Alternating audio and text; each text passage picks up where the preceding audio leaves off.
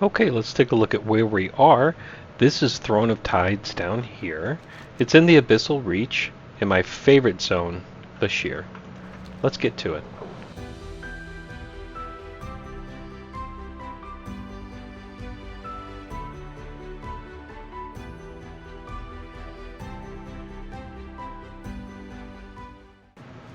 And the stone is located right over here, and the entrance is over here. And here we go on another adventure. Let's get a picture of our buddies here. That is going to be something.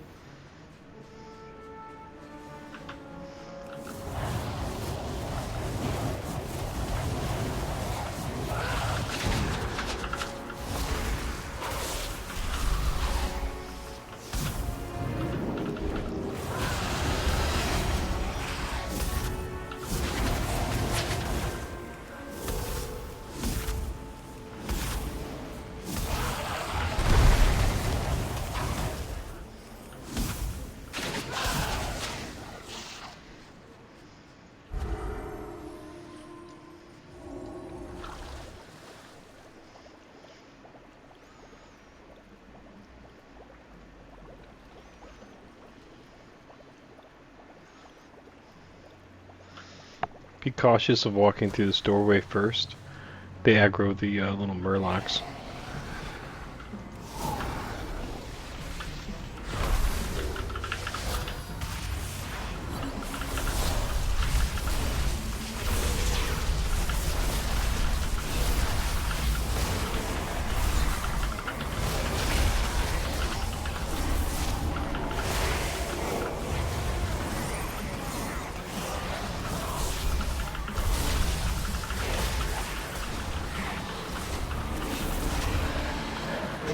I just ice blocked out of that crushing depths.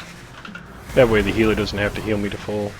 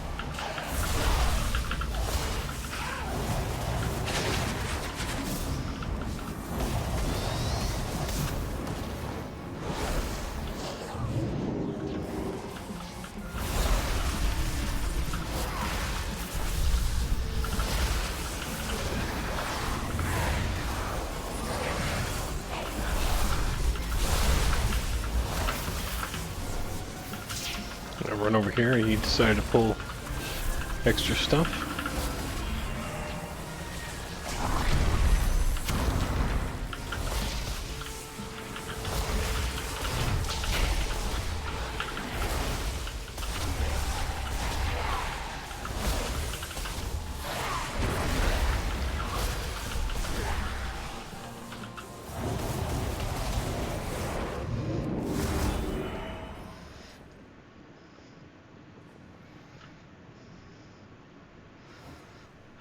here's our first boss. Alrighty, our first boss is Lady Nazjar, and she has two different phases, a high tide phase and her regular phase. The high tide phase is where she'll spawn ads, and we'll talk about that first. She will spawn a witch that pops up right around here the first time, and right around here the second time. I always like to make those my priority kill. It puts me in a nice defensive position so that I can see the whole battlefield, plus I can kill her and then move on to everyone else. The witches will cast Frostbolt and Icy Veins on themselves. Icy Veins is spell stealable as well as stackable. It doesn't make a big difference though, so I wouldn't spec spell steal for this dungeon exclusively for that purpose because the effect is minimal. She also does Murlocs and a guard that will run around. The guard is the prime kill. The Murlocs are just distractions. So after that, she'll go back to her other phase, and she'll cast Shock Blast on you. And what that is it's like a compass rose, a blue compass rose that's on you. And when it expires, it will shoot out orbs in the cardinal and intercardinal directions. So you can kind of predict where they're going to be. Also, if you get Shock Blast on you, you can invisibility and it will shift it over to someone else. I don't recommend doing that because you could catch someone off guard. So try not to do that. And Water Bolt is the thing that you interrupt, and that's it.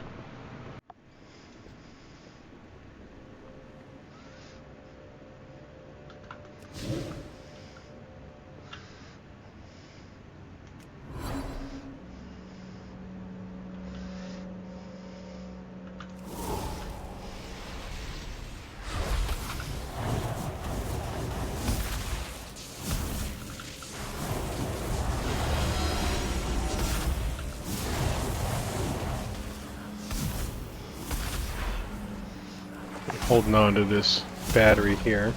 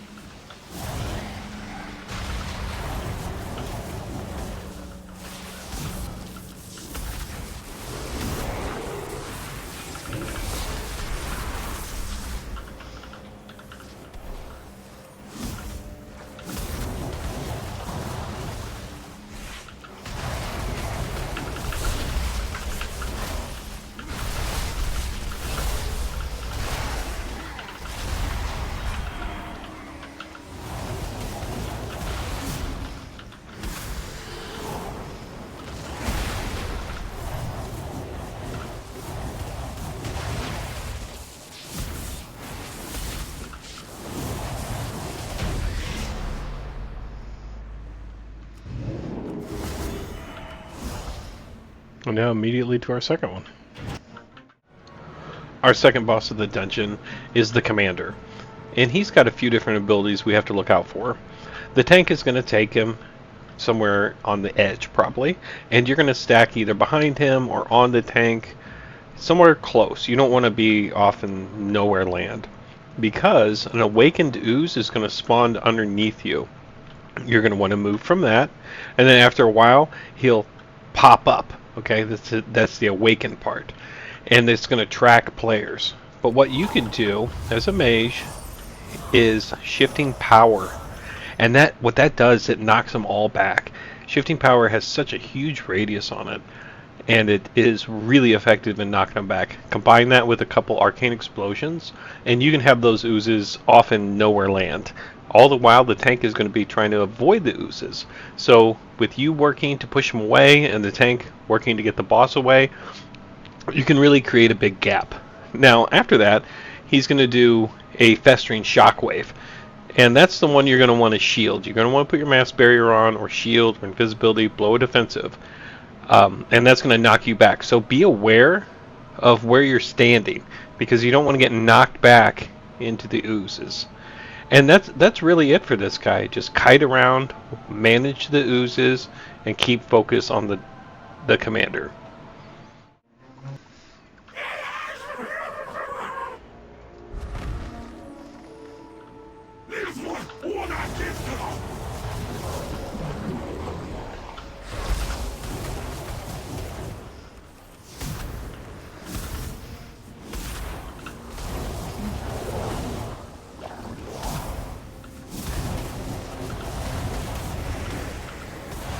move out of that.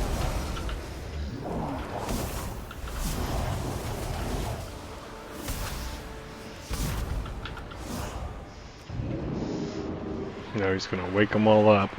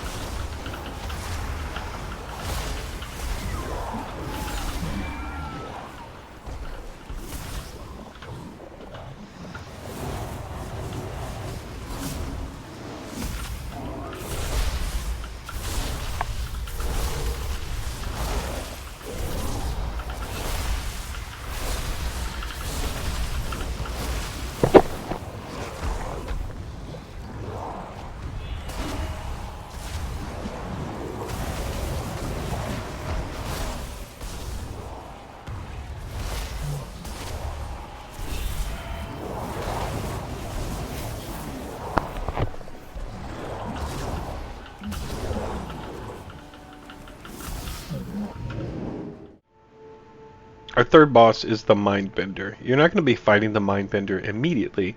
You're going to be fighting the Stone Speaker first. And he's going to be usually kind of out in this direction. And he's got Earth Fury, where it's a brown little circle around you that will explode every half second or so.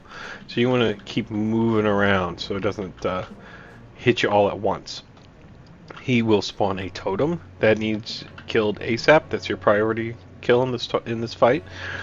Flame Shock, blow defensive on that because it can really sting. Then, after a while, he's going to pop off. And his little squid helmet is going to be the thing you're fighting. Shortly after he does pop off, he's going to do Terrifying Vision. And if he's still in this general area, you can line of sight him over here, behind here, behind there, or even back over there. And then you're going to come back and kill him. He's a pretty straightforward fight. Just try your best not to aggro anything over here, as usually it is not pulled because it is not needed for percentage.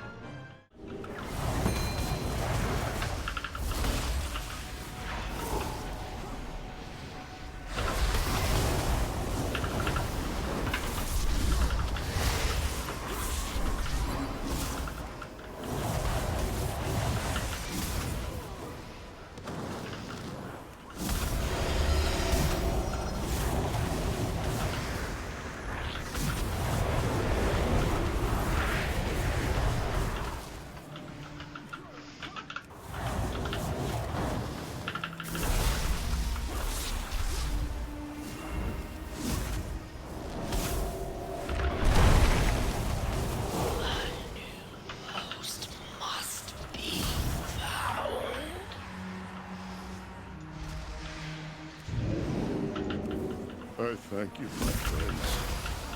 Forgive me. I am weary. You must carry on without me. I shall take my leave once my strength has returned.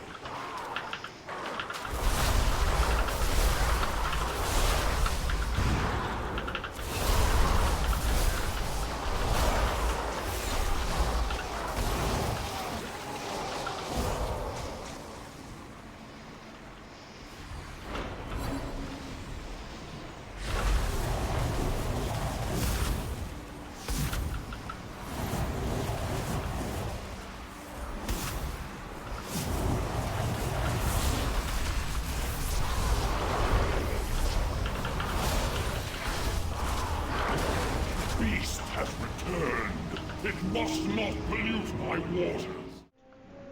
Okay, our final fight is Azumat. And this is his ink that he spit out of his, we'll say, mouth. And he does a few things. He'll put a circle around you. It's a black inky circle. And you're going to want to put that kind of somewhere around the boss. Okay? The tank, if the tank's over here, you're going to want to put it kind of back over here. You want to stay close to him. If you're out in the middle of Egypt, out here, that's not good. You want to be close because this fella here is going to shoot out a beam on you. And if you get the beam, you have to stand in the black. Repeat, I want you to stand in something that hurts you. Because you're not going to get hurt whenever you have the beam on you. You're going to be cleaning up all the black goo that this guy is putting on the ground. Okay? That's one of the major mechanics. If you don't have a beam on you, stand close to the tank, but not in front of the tank. He will do a conal, and you want to kind of stand off to the side so that the ad will spawn on you right next to the tank. And the tank really likes that. The ads are pretty easy to kill. Just interrupt, kind of help the tank collect them because it's a chaotic time for a tank right now. He's dealing with stuff on the ground. He's dealing with conals. He's dealing with ads that are melee and casters. So a lot going on for the tank. So try to help him out as much as you can. And after he goes down, you fight the big boy here. You become a Super Saiyan and you just nuke him. And that's about it.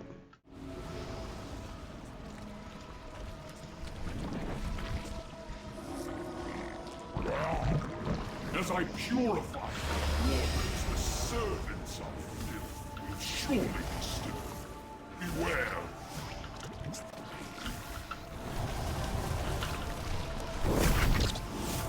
My waters are cleansed. Drink in their power.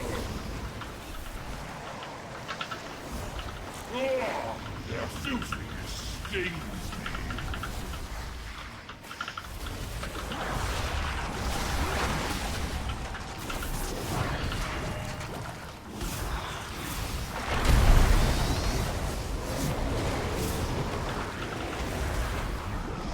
Behold the power of pure water.